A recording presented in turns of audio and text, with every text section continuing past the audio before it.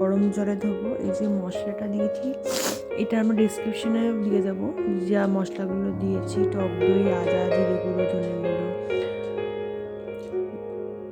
লঙ্কা গুঁড়ো আমরা দিইনি হেলথের কথা ভেবে, আর এটা দিয়ে আমরা 1 ঘন্টা রেখেও দেবো। এটা আমরা মাত্র 2 চামচ তেল দিয়ে আমরা রান্নাটা করেছি হেলথের কথা ভেবে। শুকনো লঙ্কাটা যদি আপনারা ধরুন পেশেন্ট একেবারে, শুকনো লঙ্কাটা অ্যাভয়েড করবেন। আমরা একটা টেস্টের একটা কিক, ঝালের কিক দেওয়ার জন্য দিয়েছিলাম। আর ধরুন যারা বাড়িতে যদি কোনো সুগার পেশেন্ট থাকে, তার জন্য, আমাদের বাড়িতে যদি সুগার পেশেন্ট আছে সেই জন্য আমরা কিন্তু চিনি ব্যবহার করিনি, গুড় দিয়েছি তার জন্য রান্নায়। আপনারা দেখবেন রান্নাতে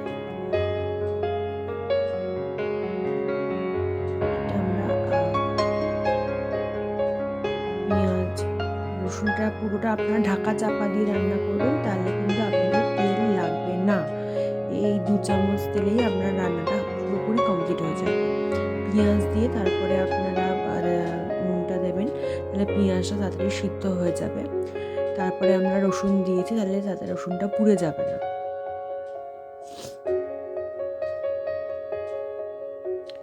দেখুন একটুও কিন্তু তেল নেই রান্নাটায়। দেখুন এই যে টমেটোটা দিচ্ছি, টমেটোটা কিন্তু আমি আপনাকে দেখাচ্ছি, এই যে এই অংশটা কিন্তু সবসময় বাদ দিয়ে দেবেন। এটা কিন্তু শরীরে খুব ক্ষতি করে। দেখুন এই যে আমি রান্নাটা গুড় ব্যবহার করছি, আমরা কিন্তু কোনোভাবেই চিনি ব্যবহার করিনি রান্নায়, এইটুকুই আমরা গুড় দিয়েছি। পুরোটাই কিন্তু কাঁচা লঙ্কার ওপরই আমরা রান্নাটা করেছি। কাঁচা লঙ্কা দিয়েছি, আর আমরা যে মরিচ, কালো মরিচ দিয়েছি রান্নাটা, তার জন্য খাবারে ঝালটা এসেছে খাবার।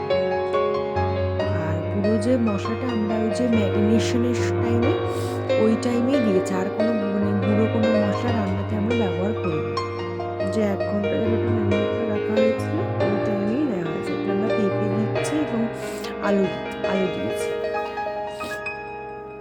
আপনারা চাইলে অন্যান্য সবজিও দিতে পারেন।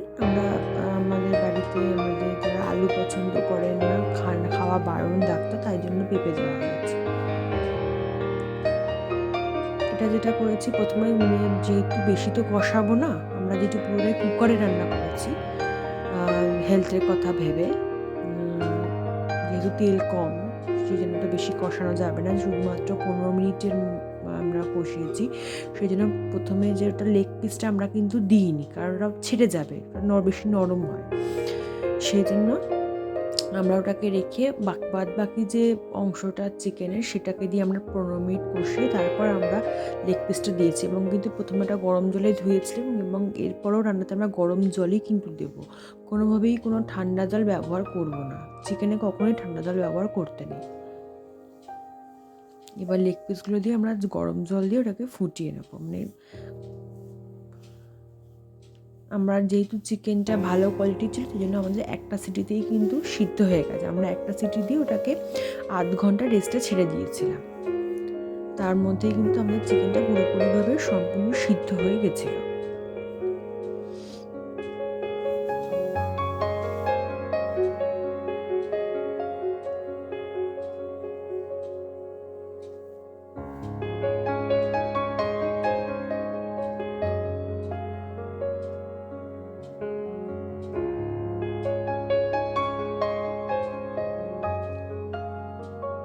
আমরা কিন্তু এটা কোনোভাবে কষানো মাংস করিনি, পুরোপুরি একটা পাতলা ঝোল বানিয়েছি।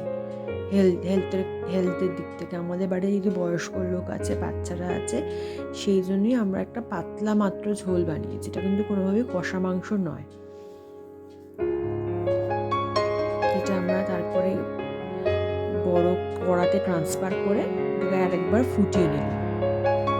নুন, চিনি, মিষ্টি কেমন আছে, ঝালটা টেস্ট করে, স্বাদ বুঝে এটাতে আরেকবার টেস্ট করে সার্ভের জন্য ঠিকঠাক করে চেক করে নিলাম।